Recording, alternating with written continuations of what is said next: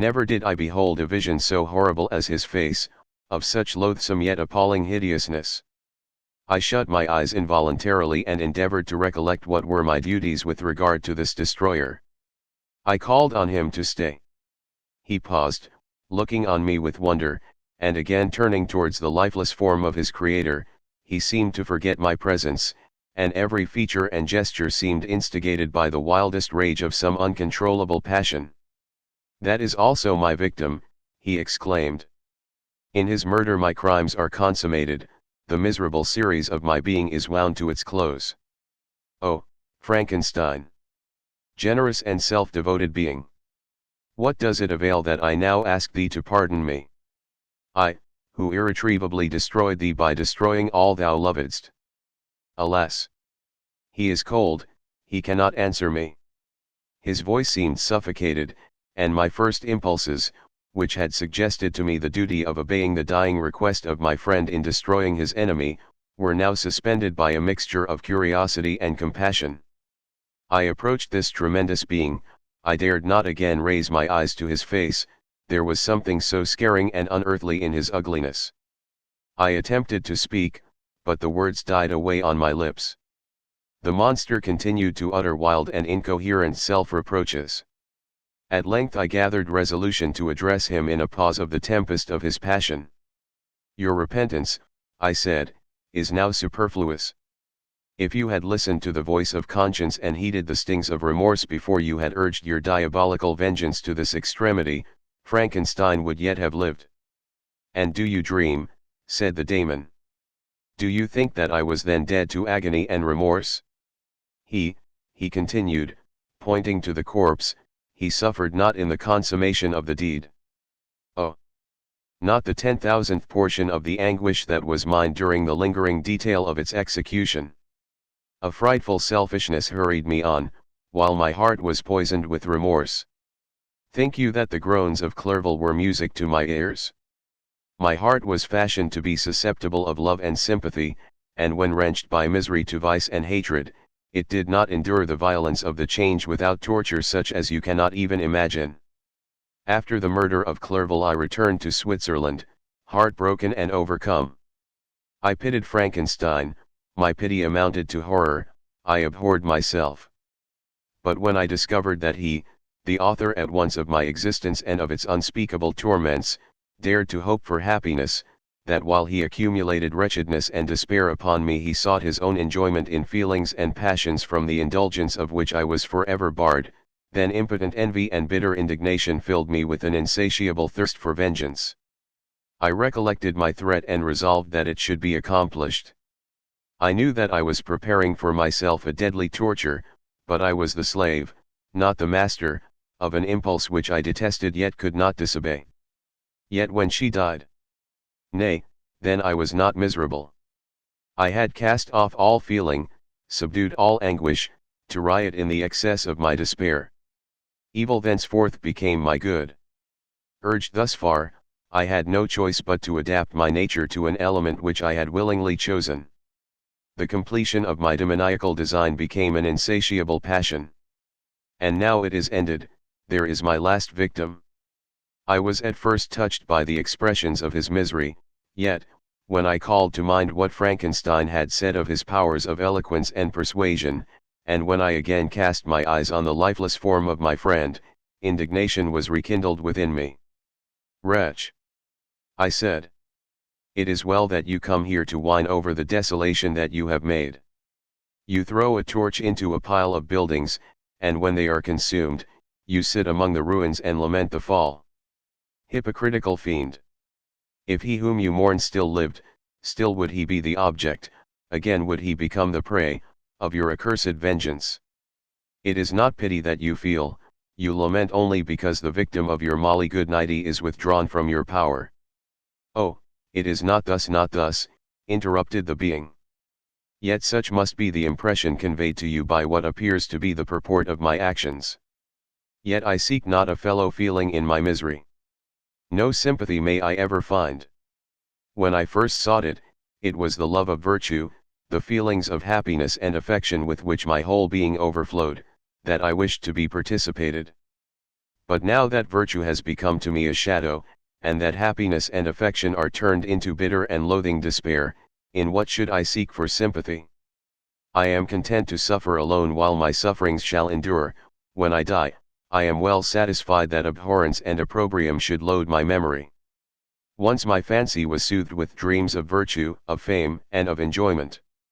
Once I falsely hoped to meet with beings who, pardoning my outward form, would love me for the excellent qualities which I was capable of unfolding. I was nourished with high thoughts of honor and devotion. But now crime has degraded me beneath the meanest animal.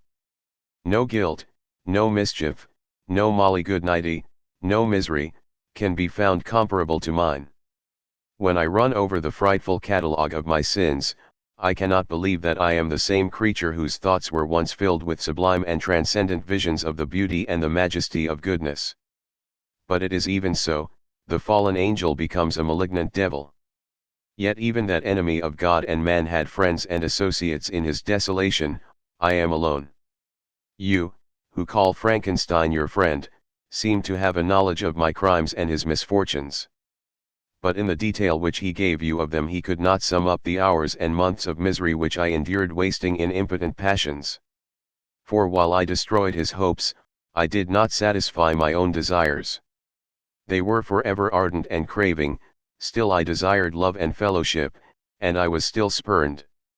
Was there no injustice in this? Am I to be thought the only criminal, when all humankind sinned against me? Why do you not hate Felix, who drove his friend from his door with contumely? Why do you not execrate the rustic who sought to destroy the Saviour of his child? Nay, these are virtuous and immaculate beings. I, the miserable and the abandoned, am an abortion, to be spurned at, and kicked, and trampled on. Even now my blood boils at the recollection of this injustice. But it is true that I am a wretch. I have murdered the lovely and the helpless, I have strangled the innocent as they slept and grasped to death his throat who never injured me or any other living thing. I have devoted my Creator, the select specimen of all that is worthy of love and admiration among men, to misery. I have pursued him even to that irremediable ruin. There he lies, white and cold in death. You hate me, but your abhorrence cannot equal that with which I regard myself. I look on the hands which executed the deed, I think on the heart in which the imagination of it was conceived, and long for the moment when these hands will meet my eyes, when that imagination will haunt my thoughts no more. Fear not that I shall be the instrument of future mischief. My work is nearly complete. Neither yours nor any man's death is needed to consummate the series of my being and accomplish that which must be done, but it requires my own. Do not think that I shall be slow to perform this sacrifice. I shall quit your vessel on the ice raft which brought me thither and shall seek the most northern extremity of the globe.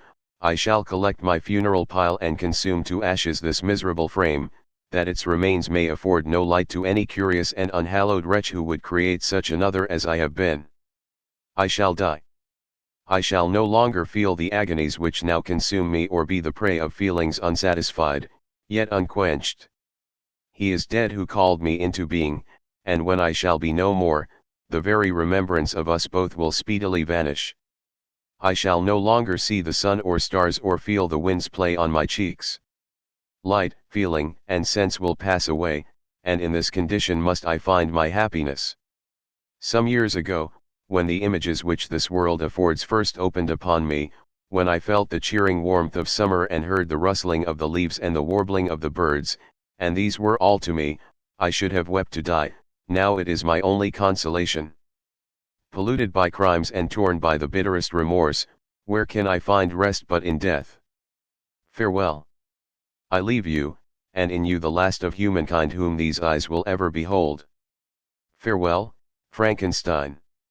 If thou wert yet alive and yet cherished a desire of revenge against me, it would be better satiated in my life than in my destruction. But it was not so, thou didst seek my extinction, that I might not cause greater wretchedness, and if yet, in some mode unknown to me, thou hadst not ceased to think and feel, thou wouldst not desire against me a vengeance greater than that which I feel. Blasted as thou wert, my agony was still superior to thine, for the bitter sting of remorse will not cease to rankle in my wounds until death shall close them forever. But soon, he cried with sad and solemn enthusiasm, I shall die, and what I now feel be no longer felt. Soon these burning miseries will be extinct. I shall ascend my funeral pile triumphantly and exult in the agony of the torturing flames. The light of that conflagration will fade away, my ashes will be swept into the sea by the winds. My spirit will sleep in peace, or if it thinks, it will not surely think thus. Farewell. He sprang from the cabin window as he said this, upon the ice raft which lay close to the vessel. He was soon borne away by the waves and lost in darkness and distance. End of the Project Gutenberg ebook Frankenstein. This file should be named 84-0.txt or 84-0.zip. This and all associated files of various formats will be found in https://www.gutenberg.org/8/84. Updated editions will replace the previous one. The old editions will be renamed. Creating the works from print editions not protected by U.S. copyright law means that no one owns a United States copyright in these works, so the Foundation, and you, can copy and distribute it in the United States without permission and without paying copyright royalties. Special rules, set forth in the General Terms of Use part of this license, apply to copying and distributing Project Gutenberg TM electronic works to protect the Project Gutenberg TM concept and trademark. Project Gutenberg is a registered trademark, and may not be used if you charge for an ebook, except by following the terms of the trademark license, including paying royalties for use of the Project Gutenberg trademark. If you do not charge anything for copies of this ebook, complying with the trademark license is very easy. You may use this ebook for nearly any purpose such as creation of derivative works, reports, performances, and research. Project Gutenberg ebooks may be modified and printed and given away. You may do practically anything in the United States with ebooks not protected by U.S. copyright law. Redistribution is subject to the trademark license, especially commercial redistribution. Start, full license. The full Project Gutenberg license. Please read this before you distribute or use this work to protect the Project Gutenberg TM mission of promoting the free distribution of electronic works. By using or distributing this work, or any other work associated in any way with the phrase Project Gutenberg, you agree to comply with all the terms of the full Project Gutenberg TM license available with this file or online at www.gutenberg.org/license. Section 1. General Terms of Use and Redistributing Project Gutenberg TM Electronic Works 1.a. By reading or using any part of this Project Gutenberg TM electronic work, you indicate that you have read, understand, agree to and accept all the terms of this license and intellectual property, trademark/copyright, agreement. If you do not agree to abide by all the terms of this agreement, you must cease using and return or destroy all copies of Project Gutenberg TM electronic works in your possession. If you paid a fee for obtaining a copy of or access to a Project Gutenberg TM electronic work and you do not agree to be bound by the terms of this agreement, you may obtain a refund from the person or entity to whom you paid the fee as set forth in paragraph 1.e.8. 1.b. Project Gutenberg is a registered trademark. It may only be used on or associated in any way with an electronic work by people who agree to be bound by the terms of this agreement. There are a few things that you can do with most Project Gutenberg TM electronic works even without complying with the full terms of this agreement. See paragraph 1.c below. There are a lot of things you can do with Project Gutenberg TM electronic works if you follow the terms of this agreement and help preserve free future access to Project Gutenberg TM electronic works.